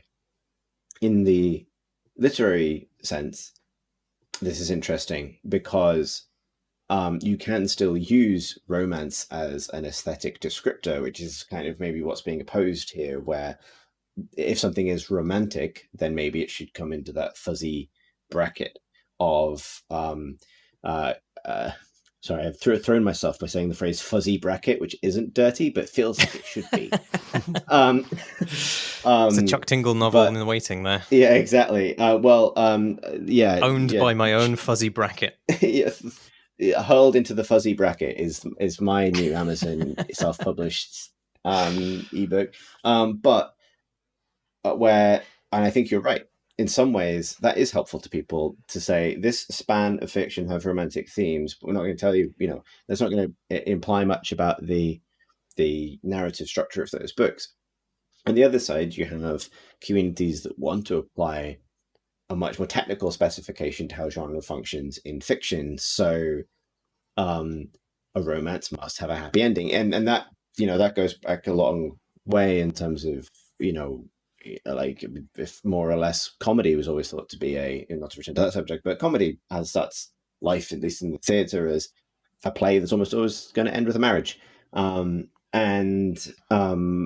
We've so much broken away from those rigid definitions of what needs to happen in a story for it to qualify as genre towards, I think, an aesthetic understanding of genre in most cases, that it doesn't surprise me that these tensions exist. I don't wholly Well, I do agree with the utility that genre has in terms of saying what kind of experience you're going to get. But personally, I don't know. I suppose there is enormous value in people feeling comfortable that in their chosen genre, they will only ever get a happy ending, for example. But I think this is maybe why genre is such a slippery subject, because that seems to call for people to resist that and break those rules in order to tell the story they want to tell, and also B, inevitably subgenres and subcategorization and further kind of subdivisions of this kind of infinitely subdivisible thing. I think with games, genre is a framework, in part a framework in which a maker is thinking as well. A sets of rules and kind of best practices which are there to be broken or followed, according to their kind of creative sensibility, and for good and for ill. But genre in games, and also like lots of other media, becomes like a shorthand for intent. Like it is part of an experience of playing or reading or whatever, to think about what the intended message or effect is of a thing, and then to compare that with what you're actually experiencing. And I think that's a sort of a way that genre is also working, and a reason why genre is important, and an important part of it. I think my genre quibble, not really a definition of quibble, but more like maybe it is actually, is that I think I like to see genre literacy, I think, particularly when it comes to understanding what makes certain aesthetics happen when it's expressed in games, or more commonly in the creation of games, or the articulation of what a game is aiming to be. Because the flip side of that is that games and their worlds and their fictions are assembled through synthesis of cool elements from other things without necessarily a huge awareness of what role those elements played in their original context or in their original genre. And I think there's a lot of fuzziness with the way that genre is treated in games a lot of the time. And the one that always stands out to me is the kind of, I think sometimes, and I'm not accusing any individual developer of this, but I come across a fuzzy understanding of where the distinction lies between fantasy and science fiction, and where that matters particularly. I think, broadly speaking, regardless of, I think probably if you did some great tally, you'd probably find humanity has generated a more or less even mix of fantasy games and science fiction games by most definitions. But I think in terms of genre, games trend much harder towards science fiction, because games like systems and mechanics and science fiction can be a lot of things, but one thing it tends to want to articulate is the relationship between technology, devices, science, and humanity. And a lot of video game fantasy does exactly the same thing. We've created, I think, particularly as it applies to like magic systems and conceptions of magic. Anyone who works with me will know what I'm about to bang on about, but like, tend to conceive those things in very rigidly mechanical terms because that suits the needs of the game, and therefore they're considered aesthetically in rigidly mechanical terms as well. And it's not just video games; it goes back to D&D and other things as well. Whereas I think fantasy as a genre is often much more about an allegory and symbolic meaning. And through video games, particularly, you see this adaptation of allegory into literalized game effects, where a lot of the original purpose of those things or their significance is lost. And I think I'll give an example that I'm kind of pulling out my ass, but you might be able to help me out with this, Marsh, because definitely do your field of expertise as well. If you look at like the provenance of magical objects in literature and the significance of things like magic swords or magic rings, and the relationship they have with sort of some fairly deep cultural tropes about the value of objects, about gift giving, about inheritance, and what objects kind of mean, then and their sort of cultural significance and their religious significance, then in fantasy fiction those things gain sort of plot power as well, and the ring is literally enchanted, and that power kind of spills out into the real world through some process of eventual osmosis, and I think sometimes sci-fi-ification. That magical ring eventually becomes a +2 ring of strength, and something of that original genre, which I would call that a generic trope of fantasy, the symbolic power of objects, and the manifestation of that has been lost, and it's been lost through, I think, and the value that brings to a story has also been lost, and I think that's something I'd be way into, and I think there are games that manage to reinvest objects with fantasy style meaning, but they're pretty thin on the ground. Does that make sense? Did the thing I just make sense? I've got a big thermometer next to me. It just ticked up to 30 degrees, which I think is now like the negative debuff being applied to my a bit faculties at this point. There's a concern in the question about gatekeeping and sort of and genre lines, which is like a frequent sort of. And I think it's important to make a distinction between people who use the apparent rules of genre to keep people out, and the constructive kind of discussion of why genre kind of sort of structures are important and useful and valuable. And I wonder whether did you, Marty, how do you kind of keep a distinct line between like keeping it useful and keeping it open? I mean, I think that, so to sort of re-explain what I said incoherently earlier, I think genre solves two problems, and they're often at loggerheads with each other.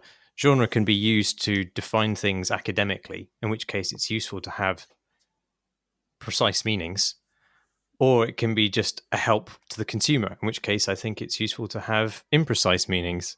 And when it comes to something like the roguelike, which has a sort of accepted academic definition, which is actually fairly specific in terms of the mechanics, to the consumer, that's no use at all.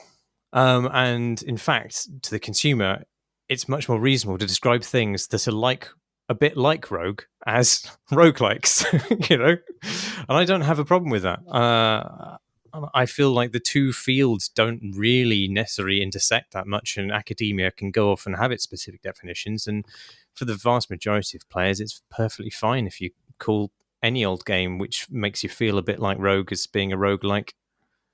Yeah, I don't know. I think that, but there's like a middle ground, which I think like we occupy, like as writers about games. It's a lamentable centrist podcast, man. Bit of a weird, because like when I use the word roguelike, I'm talking to sort of normal people, hopefully, about at the kind car of wash or in McDonald's,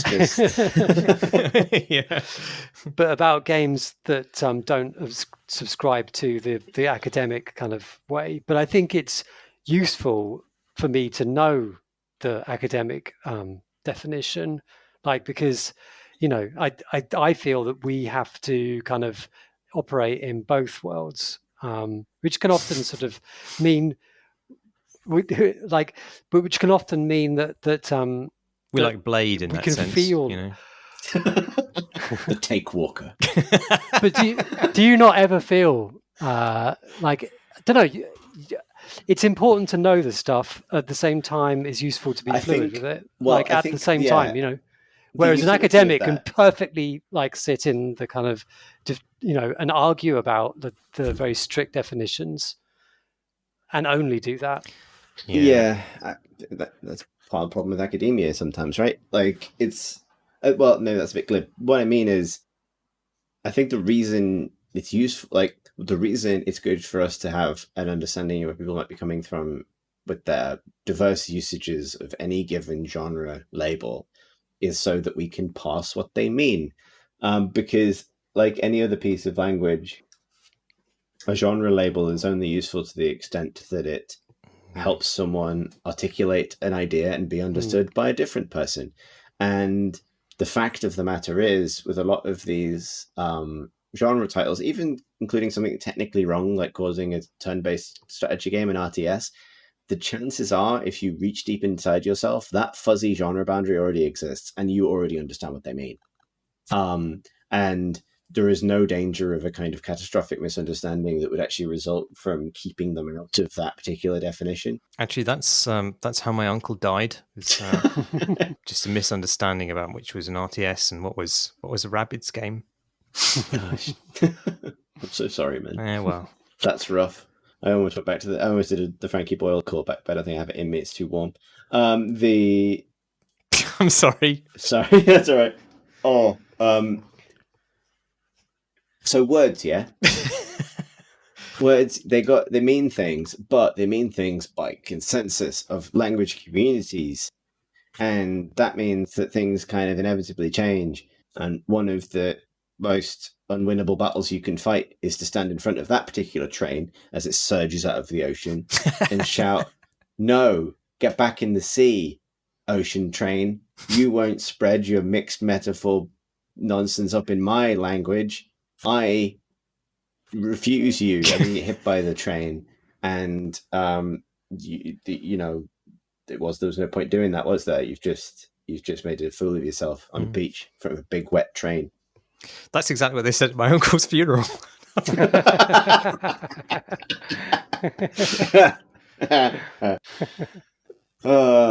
was a bit callous of the pastor, to be honest, but should we move on to another question? Yeah, sure. Choo-choo.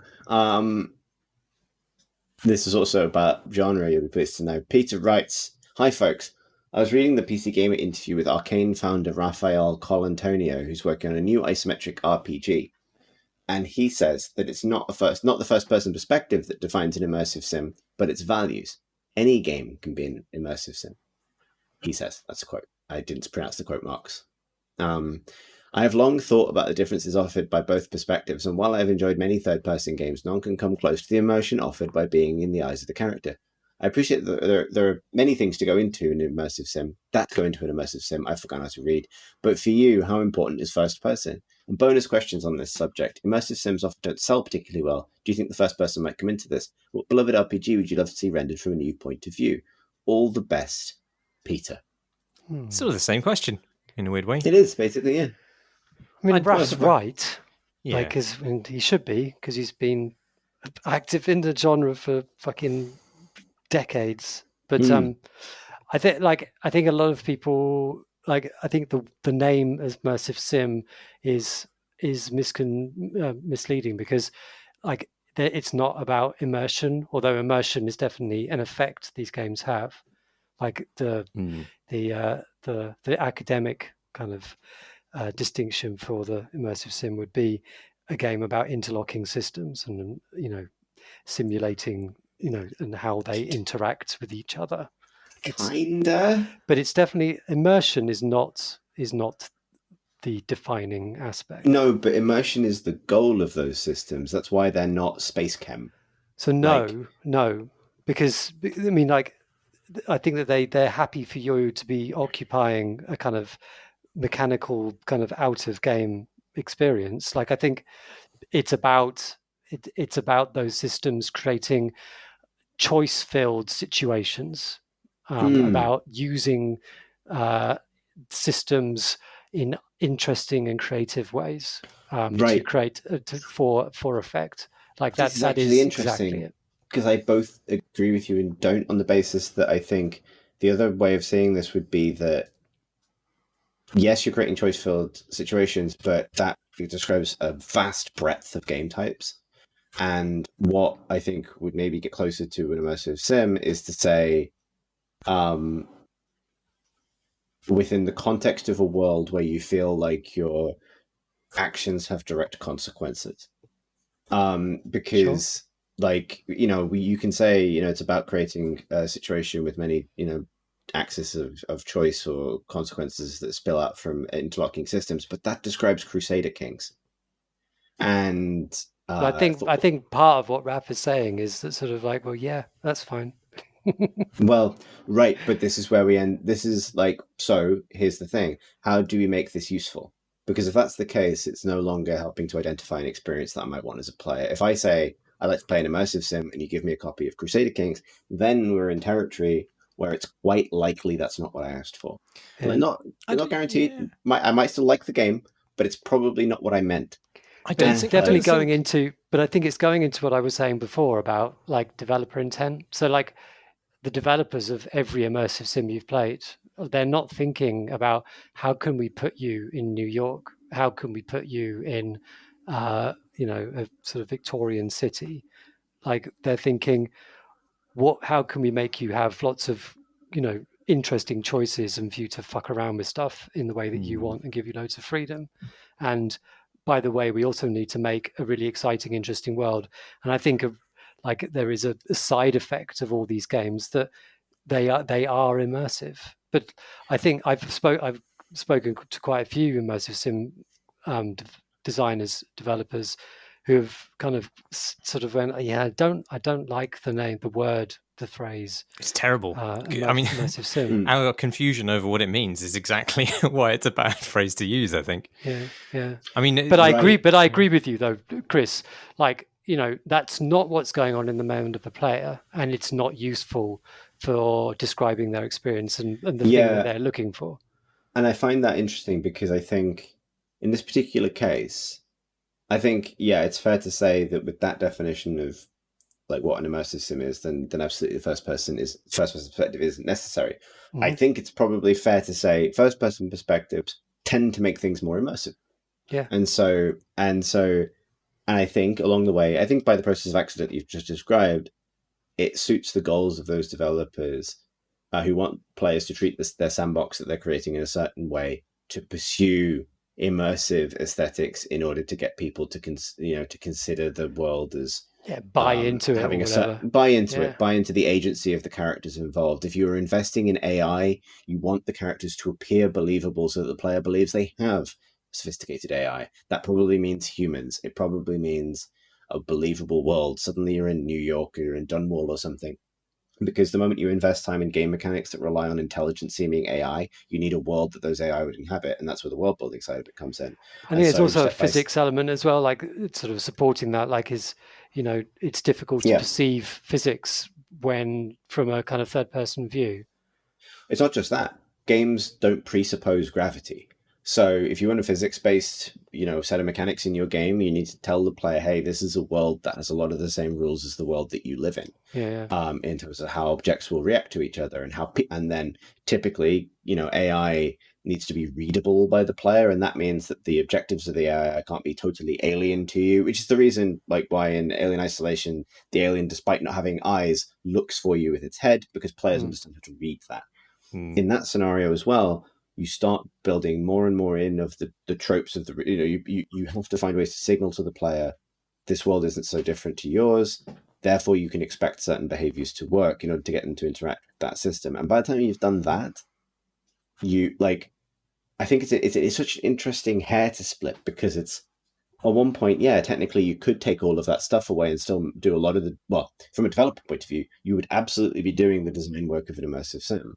But from a player experience point of view, I'm not sure you would be. And that's where it's kind of interesting. Like, that's where my disagreement comes from, because I think, like, if you make that sandbox, but then you don't do this, what feels like the kind of inevitable additional work of creating a world that supports that sandbox and explains it to the player and all the usually immersive aesthetics that come in to achieve that, then how playable would that game actually be? And how many players are going to understand what's required of them? Are we going to end up with 6 hours to tutorials because nothing reads naturally from the environment?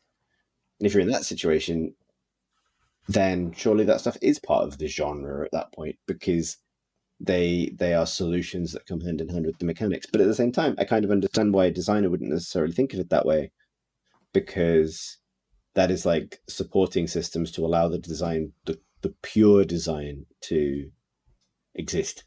I don't know. It's interesting, but I don't think it's as cut and dry as you can just remove all of that stuff and you'd still end up with something that was recognizably an immersive sim. Has anybody who's come to games in the last 10 years ever even thought of the words immersive sim? That's true. I suspect no. I think Right. it's a term forged in the belly of early to mid 2008, let's say. Oh, it's earlier than that. Yeah, but when it I'd really say. picked up its prominence and lots of other games were Right. emerging with that It's sort of all in the heyday of post-Bioshock. immersive sims. Yeah. And I think maybe that was its last hurrah. In that I don't know that there was much talk about Prey being an immersive sim outside of maybe 3 press outlets. You know, Outside of the electronic old men who won't stop saying it. Yes. Well, that's to its credit, though, because yeah, we've just I do kind of identified this sort of genre as being sort of notoriously like hard to define, misunderstood, and kind of poison to the market. Yeah, right. But I think there's one of the reasons I think this is a really interesting subject because, like, I agree with you. Actually, I don't think that term means what it used to mean, but these games continually find new audiences that are very passionate about them. What's really notable about the success of Dishonored, for example, is that it reached a much broader audience than I think its designers were expecting. Yeah. Those designers were very rooted in, they would have, I think, thought of themselves as making I'm not going to speak for them, but like making an immersive sim, given its heritage. And suddenly they found a game that reached a kind of fandom that certainly Deus Ex never did or System Shock never did. Specifically because of its themes, the verisimilitude of its world, and the breadth of characters that it represented in it, i.e. because of its immersive qualities. And it's not a surprise that then subsequent Dishonored games leaned just as hard into that because they were important. And, I think that's... And I don't think we have and this is the funny thing, we don't really have a word for that kind of game. Like, we need a word for a game that kind of really draws people into a story and a world and the characters who live there. And they really care about that, and also gives them sufficient freedom to play with a set of interrelated, kind of quite detailed, interactive, realistic gameplay systems to make them feel like they have a lot of agency in the world and that their participation matters and that those characters have even more life than if they were presented in a different medium.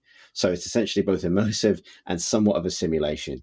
And there's no descriptor we have for this. Duct Hunt. Nice. It wasn't really. That was, at best, a very mediocre pun. No, I mean, I'm in. Sorry, Alex, I didn't mean to tell you, because I appreciate that you have done a ton more direct research on this, but it just strikes me that word means something, I think, still, maybe. Yeah, and it's difficult. I think the best thing about genre is that it is mutable and it changes, and that's the interesting thing about it. And it's cool. In conclusion, it's all right. It's cool. Yeah. It's cool. Here's what I'd say. I just reckon the future of that genre is owed just as much to its immersive qualities as its simulatory ones. Absolutely, definitely, in my view. But whether that qualifies as a genre definition or means something to people making them, I don't know. I'm just a train. What's the next stop, Chris? Boop, boop. It's you'll be pleased. It's just about why things are bad sometimes. Travis writes, "Hello. This evening, after putting my kids to bed, I tried to wake my computer. It did not wake. I was surprised. This computer has been fairly reliable for years. I did the usual wiggling of computer bits and turning things off and on. It seems okay right now, but I fully expect it to freeze at any moment and ruin my day. What is your favourite story of computers randomly failing for no goddamn reason because they're all hateful pieces of shit? Cheers." It's Travis. This is a dangerous question because we could all go on at even greater length about very boring things that we've all experienced. Yeah. And then I pressed the button and it didn't work again. They're fucking awful, though. There is something about the feeling that one gets from suddenly not being able to trust the thing. The thing that you've invested in, something, like for us, it's sort of part of our kind of actual living. And in fact, most people now working from home. Yeah. A lot of people work on computers now, Alex. It's kind of their living. Well, but it's their one, right? That's the distinction. Yeah. And there's this feeling that I kind of recognize, which like it's wretched. Suddenly, it's a feeling that it has turned on you, that it has just it's been crouching there underneath my desk, and it's been hating me all that time, and I didn't realize, and now it's all showing its face. Done your best work, have you? Well, you won't see that again. Yeah, my PC is in this heat started to fall over when it gets very hot, particularly when playing a game, and that means it's on its way out. And I've realized that I don't have the patience for triage. You know, it's what has happened. Like I don't have the same relationship with it, and I begrudge it. I just understand that it's getting old, and this PC's probably about 4 years old at this point, and I was already kind of vaguely aware that maybe it would be a good idea to get a new one at some point, and it would be a new one, not an upgrade, because replace the motherboard, etc. And I think that happening, that first like full seizing up, needing to be shut down completely and left to cool down for a bit moment was like, yep, your clock just started ticking, buddy. Like you're going to go to the cupboard under the stairs where the other old computers live until I harvest their hard drives, partially and mutilated. I mean, it's well, it depends how. Like, it's interesting. Maybe this is the other way to spin this out. How do you anthropomorphize your best friend / computer? Because apparently, for me, it's like I've now got this. I feel quite sad because it's going to go away. It's going to need to be retired because it started to fail, and that makes me feel like a kind of insensitive horse owner. Whereas Alex, your description made that sound much more adversarial, more like a kind of malignant, force that cowers at your feet until it's finally ready to take you down. Well, I didn't realize it was cowering. I thought we had a partnership, but now I realize it isn't. No, it never was. You're merely sitting in its shadow as it holds the cudgel above your head. Mine used to be Owen's. Owen Hills. Yeah. And the only bit that remains of the computer that he gave me originally that he bought, or like I bought off him, is the case. Everything else is changed. So I'm assuming that like either it has the spirits, that whatever machine spirit that Owen put in it all those years ago, and that would be a mischievous spirit. It would be a mischievous spirit. And that would probably be a nice thing, like when it crashes for no reason, then that's, But what I actually think is that I've introduced some sort of malignant presence in one of the new components I put in over the years. But of course, it's going to be a matter of triage to find it and purge it. See, it was very important to me when I got this PC that I just got it from a manufacturer, like a PC building shop company. That's a word, you know what I mean? A shop company. A shop company, and they built it for me and then delivered it, and then it worked. And it's not because I can't build a PC, because I can, but I don't want to. Crucially, that's a really crucial thing to understand. I don't want to. And particularly one of the reasons I didn't want to was because when it started to fail after 3 or 4 years, when it was out of warranty, I didn't want to know that it was my job to fix it. Like, I think I've got more of a kind of boss-employee relationship with this PC as a result, rather than a kind of parent-child relationship. And so that allows me to make it go live in the cupboard under the stairs, because that's the reality of late capitalism. That's all. That was a hot silence there. I was thinking, I got to react. My brain is reacting, but my voice isn't. I'm hot. Good podcast. Have all your thoughts been replaced with "I'm hot"? Marsh? Yep. Yeah, I'm very sweaty now. I would have actually undressed, but my clothes have literally stuck to me, preventing this. Yeah, I was thinking about trying to become completely shirtless, but I'd have to remove my wireless headphones in order to do that. And I couldn't do that without missing a single second of each of your lovely voices. So I've remained lamentably clothed through this entire endeavour. Lamentably clothed. Yeah. Yeah. Hell yeah. But that is all of the questions that we have received this week. If you would like to express your own hot thoughts in our direction, you can do so by emailing us the questions at crateandcrowbar.com. We've also got a Twitter. It's at Crate and Crowbar. We have a website, crateandcrowbar.com, which is where you'll find various kinds of show notes, but also crucially a link to our Discord channel, whereby you may hang out with community that is nice. That's all I got to say about that. We have YouTube, youtube.com/Crate and Crowbar. I can actually feel the momentum leaving my body, like through my eyes.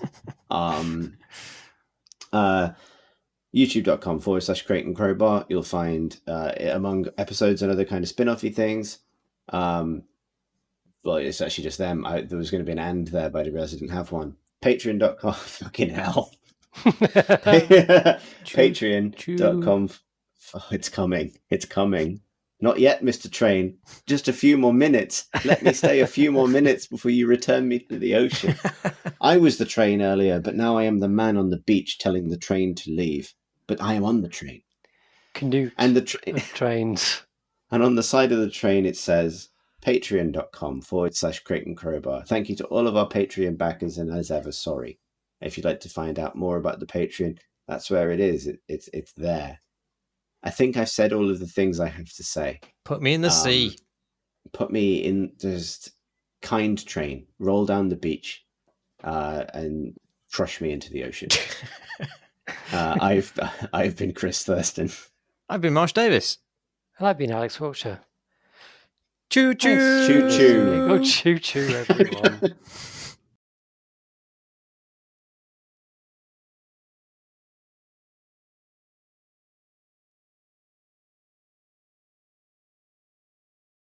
Pony. Island. That's the magic of acting. Darling, I'm so pleased you noticed. Thank you. And scene.